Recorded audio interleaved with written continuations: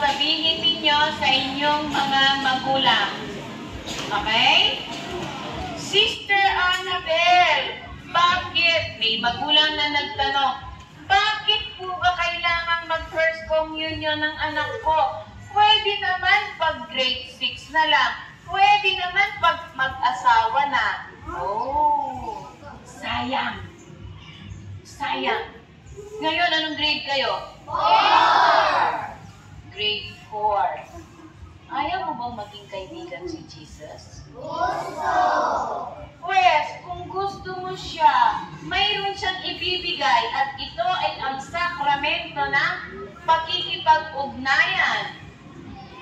Dahil nung ikaw ay naging makulit, nung ikaw ay pinanganak, ikaw ay bininyagan, lahat ng kasalanan nabura.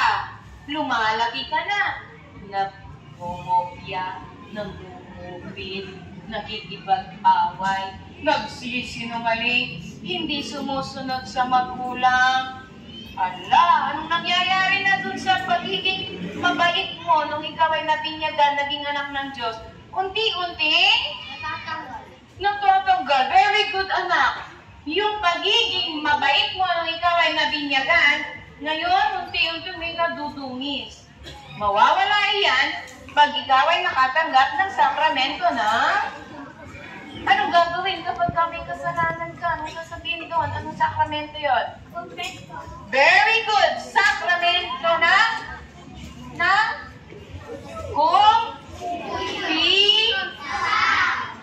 sa umpisal, ganito ang mangyayari. Madumi ang damit mo, kunwari. Puti. Kumain ka ng chocolate. Mama, nadumihan yung damit ko. Anong gagawin ni Mama? Lalabhan. Ganun ang umpisal.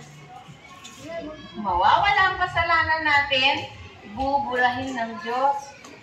At pag nagkumpisal kayo, first confession ninyo yun, tatanggapin nyo na ngayon ang sakramento ng communion. At sa oras na mag-communion kayo'y magiging best friend ni Jesus. Titira si Jesus sa puso nyo, wala nang makakaalis sa Kanya. Mayroong lang mag-aalis pag ayaw mo na kay Jesus. At very good, may ginawa kang kasalanan. Pag bad tayo, may ginawang kasalanan, ano ulit ang gagawin? Confess! Very good, palakpakan natin.